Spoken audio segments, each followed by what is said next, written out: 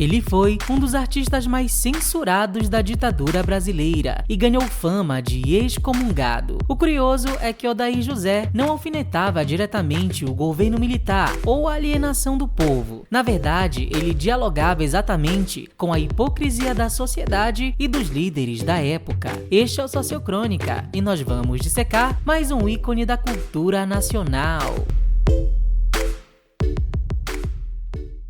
Nascido em agosto de 1948 em Goiás, Odair José teve uma infância boa, até decidir embarcar no ramo da música e se mudar ainda jovem para o Rio de Janeiro, onde o cenário oferecia mais oportunidades. Foi aí, por volta dos 18 anos, enquanto tentava contato com algum produtor, que Odair fez bicos, viveu na rua e viu de perto a realidade marginalizada do Brasil da metade dos anos 60. Detalhe, o país tinha acabado de sofrer o golpe de 64, onde os militares assumiram o controle do governo, levando a uma ditadura que duraria 20 anos. Após muita insistência, no final da década, Odair conseguiu a atenção de Rossini Pinto, o cara por trás do sucesso da Jovem Guarda. Ou seja, apesar de conquistarem o público logo de cara, os primeiros lançamentos do goiano lembravam bastante a pegada de Roberto e Erasmo Carlos. Então, ninguém apostou muito em Odair, mas ele só precisou dessa abertura para empurrar em 1972 uma música de autoria dele, chamada Vou Tirar Você Desse Lugar. Sem grandes divulgações, a música se espalhou pelo Brasil todo naturalmente, tocando em bares e inferninhos locais. Quando o disco com a faixa saiu já no ano seguinte, 73, o Odair José vendeu nada menos que 200 mil cópias. E Vou Tirar Você Desse Lugar se tornou a faixa mais tocada do país e até hoje um dos maiores sucessos do artista, que disse que na época vendeu mais discos do que se vendiam vitrolas. E do que a música falava afinal? Simplesmente a história de um cara que se apaixona por uma prostituta e decide que vai tirar ela desse mundo. Só isso já seria o suficiente para abalar o conservadorismo que sempre existiu no Brasil e só se intensificou nesse período. Só que o Odair José não contava ainda com a típica ignorância da censura militar. Quando foi pegar seu pagamento na gravadora, Odair viu uma carta o intimando. Acontece que a censura achou que sua música se referia ao governo militar e que ele queria tirar as pessoas desta situação. Lembrem-se que era o período do governo Médici, do ato institucional número 5, do milagre econômico e do slogan Brasil, ame-o ou deixe-o. Na tentativa de se explicar, porém, o músico só piorou as coisas. Quando falei que a música se tratava do amor de um homem por uma mulher, o cara ficou mais horrorizado ainda. Disse, que coisa imoral alguém se apaixonar por uma prostituta. A partir de agora, toda a música do senhor terá que passar pelo crivo da censura antes de ser gravada, contou Odair. Aí, por conta da frase, eu vou tirar você desse lugar, que aqui, naquele momento não era uma frase adequada. Aí eu digo, não, mas eu estou falando de uma moça, de uma prostituta. Ele falou, pior ainda, o senhor ainda tem coragem de dizer que é isso? E assim foi. A partir daí, todo lançamento, álbum ou faixa de Odair José era escrutinado pela censura militar. E não porque Odair era um grande opositor do governo, como eram seus colegas, como Caetano Veloso e Chico Buarque. Não. Odair representava outro tipo de subversão, igualmente perigosa e mal vista pelos militares, a subversão dos costumes. O que rolava antigamente na música popular brasileira era o namoro no portão sob a luz do luar. E eu vim falando de cama, de pílula, de puta, de empregada doméstica, porque essa é a realidade do Brasil, disse o artista ao escritor Paulo César de Araújo. Afinal, nas canções de Odair, o amor não é idealizado e se aproxima mais do dia a dia do povo, justamente esse público que se tornaria seu sustento e o público que o governo queria controlar. Assim, Em Qualquer Lugar, de 1973, foi a primeira a ser interditada todinha, pois, segundo a censura, tinha atitudes comportamentais alusivas ao desejo sexual. Traduzindo, safadezas. Se você quiser, a gente pode amar no meio dessa gente, em qualquer lugar, dentro do meu carro ou mesmo no jardim, diz Odair. Ou seja, a perseguição contra o artista simboliza um lado pouco estudado da ditadura, o quanto ela moldou e manteve os costumes conservadores dentro do Brasil. Afinal, a repressão política vem acompanhada da repressão moral. Ao apoiar e reforçar a luta pela moral e bons costumes, os militares conseguiam o apoio do povo para se manter no controle. Mas Odaí era esperto. Quando em qualquer lugar foi proibida, ele adaptou a ideia e lançou Eu, Você e a Praça, onde de forma bem mais implícita, brinca com um casal que se dá uns pegas dentro do carro, no meio de uma praça, e a canção passou despercebida e se tornou a mais famosa e executada de seu disco. A questão é que com isso, o Odaí José se comunicava não apenas com o cidadão comum, mas com os jovens. Afinal, apesar da repressão aqui, o barulho dos movimentos civis lá de fora, com a libertação sexual, a contracultura e a música popular com seus temas subversivos, chegavam ao Brasil mesmo assim. Tanto que, ainda em 73, o Odaí lançou a divertida Revista Proibida, uma música onde ele dialoga com o recém-chegado mercado das revistas sensuais para homens héteros. Eu comprei uma revista só para homens, e na primeira página eu encontrei você, uma foto simplesmente toda nua, deitada à beira da piscina. E a música foi um estrondo, provocando todo mundo. Eu comprei uma revista proibida, uma revista só pra homens. Logo em seguida, em 74, Odaí tentou lançar A Primeira Noite de um Homem. Sim, narrando o nervosismo de um rapaz sobre sua primeira vez. Aí já foi demais. Odaí precisou ir pessoalmente a Brasília pedir que a música fosse liberada, o que lhe foi negado, e o cantor teve que alterar toda a canção, que virou a romântica Noite de Desejos, esta sim aprovada. Noite de desejos, noite de mil beijos, momentos que eu também vivi. E por que os militares se preocupavam tanto assim com os jovens? Pode ter certeza que não era por causa de moral e de educação, pois uma das formas pelas quais os militares acreditavam que os comunistas dariam um golpe seria aliciando a juventude, como escreveu o historiador Matheus Bonfim Silva em sua tese de 2021. Não à toa, havia uma carta que perseguiu o Odaí José da divisão de censura do governo, o rotulando como imoral, para que as gravadoras não o aceitassem. Dizia ali que eu era um péssimo exemplo para a juventude, que na minha cabeça era uma pornografia geral, contou o artista, e ele realmente cutucava bastante isso. Estima-se que pelo menos 40 letras foram vetadas em sua versão original, segundo o pesquisador Ivan Luiz em sua tese sobre o Odaí José de 2015. Muitas vezes o que chegava ao público nem era a versão original, ou a canção não podia ser executada nas rádios, mas podia ser consumida em ambiente doméstico. Hoje em dia, aqui mesmo pelo YouTube você encontra essas versões censuradas. E elas até parecem inofensivas, mas na época elas alvoroçavam porque elas abalavam a própria estrutura familiar, que é imprescindível para governos conservadores.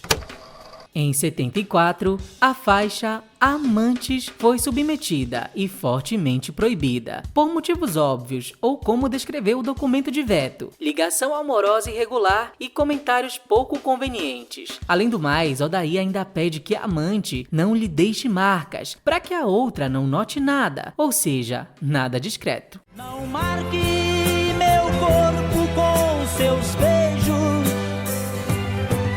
pois tenho que voltar pra casa. Em 1975, com a música Na Minha Opinião, Odaí proclama o amor livre, ou seja, abdicando o casamento. O importante é se querer. Assinar papel pra quê? Isso não vai prender ninguém. Canta ele e acrescenta: eu conheço tanta gente que pelas leis estão casados. Na verdade, nem se falam, dormem em quartos separados. Detalhe, o divórcio nem era aprovado no Brasil, por isso a polêmica. As pessoas podiam se desquitar e geralmente o faziam, mas viviam com seus outros parceiros na ilegalidade, ou seja, sem amparos jurídicos. O divórcio só foi legalizado no Brasil em dezembro de 1977. E adivinha o que o Odaí José fez logo depois? 6 meses após a legalização, ele lançou uma música chamada O Divórcio, com um pré-título provocativo de Agora Estou Livre, onde ele alfineta: não precisa mais ter medo da palavra amante, pois já tem o divórcio. Tudo agora ficou bem mais fácil, pois já tem o divórcio.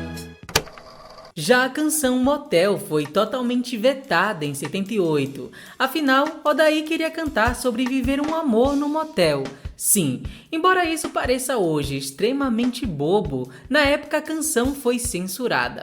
A prática de um relacionamento em um lugar diferente das residências foi logo associada a grupos ligados às classes sociais mais pobres. Escreve Ivan Luiz. Era o conservadorismo em outro formato, além de moralista, elitista. A canção incorpora elementos que para uma classe média conservadora e com traço religioso ainda bastante moralista seriam inaceitáveis e eram associados a gente sem pudor, acrescenta o historiador. Segundo o IBGE, nos anos 70, mais de 43% da população recebia menos de um salário mínimo, ou seja, quase metade do Brasil. E hoje muitas pessoas adoram dizer que nessa época o país cresceu.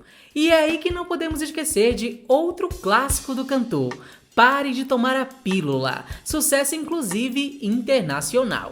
Enquanto o governo pregava o controle de natalidade, em especial nas classes mais pobres, lá vem o goiano cantando para que seu amor deixe de tomar o contraceptivo, pois ele, aspas, não deixa nascer o fruto desse amor. Pare de tomar a pílula, pare de tomar a pílula. O que se verifica é que, curiosamente, as produções de Odaí José foram associando problemas sociais, denúncias urbanas, à questão dos relacionamentos amorosos, define Ivan Luiz Lima. A censura tinha até um nome para isso: exageros sociais, segundo um documento extraído do Arquivo Nacional, expressão usada quando os artistas abordavam questões amorosas, drogas e elementos antimoral e religião. Vale ressaltar que Odaí não era o primeiro, o único e nem o mais polêmico a fazer tudo isso. Músicas sobre problemas sociais e conotações sexuais, sobre traição e até homossexualidade sempre existiram, mesmo durante a ditadura. Agnaldo Timóteo abordou isso bastante, mas fica para outro vídeo. Odaí, contudo, se destaca por vender e atingir o grande público, não saindo do topo das paradas, apesar desse lado controverso. Sempre falo de algum problema qualquer, de alguma situação. E houve uma época que eu falei das empregadas, depois falei de pílula. Mas pode ser que eu não fale nunca mais. Naquela ocasião eu achava que realmente era necessário falar. Hoje eu acho que é necessário falar de outros problemas. Quais, por exemplo? Eu tenho uma música que eu fiz recentemente que eu falo do matrimônio, do casamento.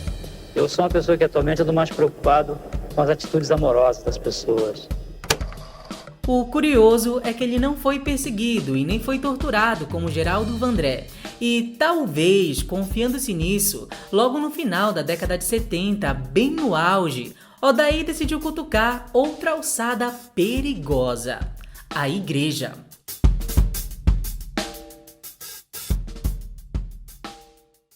Oi, se você chegou até aqui e curte nosso trabalho, considere apoiar o Sociocrônica lá no Apoia-se, que é a nossa campanha de financiamento coletivo. Os valores estão a partir de R$5 e todo o valor arrecadado por lá é revertido para a manutenção do canal. Os links estão na descrição ou no QR Code na tela. Pensa aí com carinho, muito obrigado pela atenção. Agora vamos continuar o vídeo. Ainda em 72, com a canção Cristo Quem é Você, ele já tinha dado sinais de sua ousadia ao insinuar que Jesus tinha desaparecido. Na Sexta-feira Santa eu lhe procurei, fui na sua casa, mas lá não lhe encontrei. Mas em 77, Odaí José foi além. Com o disco O Filho de José e Maria, o cantor precisou sair de sua gravadora para outra, pois ninguém apostou no projeto, uma ópera rock experimental com letras bastante subversivas. Em 75 para 6, eu comecei a pensar, esse negócio de ficar pegando temas, eu tinha que trazer uma coisa diferente para o público. Eu achava que era a minha função como compositor. Eu sou a favor, Rodrigo, de que artista que repete fórmulas não faz arte, faz negócio. E eu não estou aqui para fazer negócio, eu estou tentando fazer arte. Sim, bem antes de Madonna, o Odaí José fez até bem mais que ela. O goiano elaborou um projeto de um disco conceitual, que deveria até ser exposto num teatro, como num concerto, por contar toda uma história através de suas canções. A ideia dele era trazer um Jesus Cristo totalmente atual, fruto de uma relação parental difícil que se mete com drogas e põe até em xeque a sua própria sexualidade, antes de abraçá-la aos 33 anos, após um período de depressão, mas enfim, alcançando a sua felicidade. Nem é preciso dizer que, por si só, isso já seria polêmico até para os dias de hoje. Só que, além disso, Odaí critica a igreja, seus dízimos e hipocrisias, e volta a abordar o casamento, criando uma Maria e José modernos, que só se casam só porque Maria engravidou. Em seguida, Maria e José brigam e se separam, causando sofrimento a um pequeno Jesus, que então vai crescer problemático. Porque naquele dia que eu fazia o questionamento no casamento dessa coisa, já que então tem que casar, a mulher está grávida, vamos casar logo, vamos regularizar. Eu estava regularizando a situação dos pais de Jesus Cristo, que até então estava irregular, eu regularizei. E fui falando, e coloquei o personagem na vida, não como Jesus, mas mas um Jesus dos dias de hoje, podia ser o Odaí José mesmo. Uma vez me perguntaram, quem é o filho de Zé e Maria? Eu falei, eu.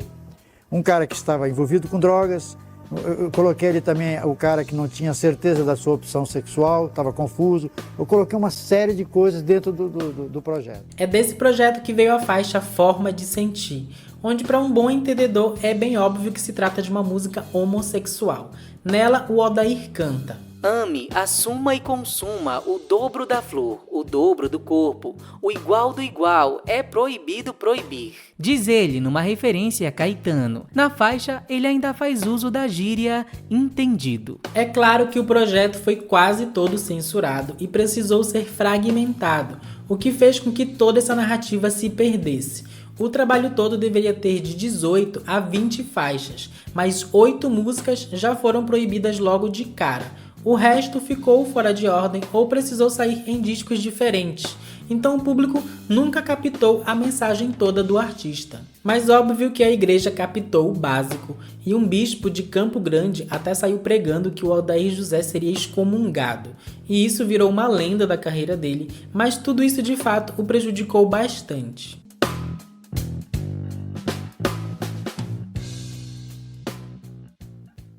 Depois desse disco, bateram um pé pra mim e passei 20 anos fazendo um trabalho de merda, sem falar nada relevante, confessou ele. Eu sempre me preocupei muito em prestar atenção nas pessoas, sempre quis que meu trabalho fosse importante para as pessoas, diria Odaí em entrevistas. Mas, com o tempo, o disco O Filho de José e Maria foi recuperado e exaltado por novas gerações, bem como o próprio Odaí José, que na época fazia parte do grupo Cafona, Brega, artistas menos valorizados artisticamente por serem populares, diferente dos preferidos dos universitários, como Caetano, Chico e Gal. Tal preconceito fez até com que cantores bregas fossem menos estudados, ainda que, como acabamos de mostrar, eles também alfinetassem a sociedade e provocassem o governo, agradando e se comunicando com o povo quando até isso parecia errado.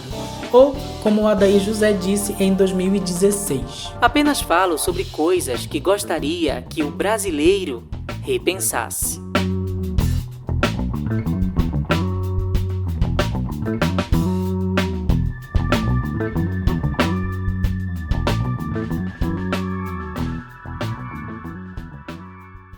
Oi, sócios! Obrigado se você chegou até aqui. E para fazer este vídeo, a gente usou bastante os trabalhos do Matheus Bonfim e do Ivan Luiz, que a gente citou aqui no meio do vídeo. Eles analisam justamente a censura que aconteceu com o Odaí José.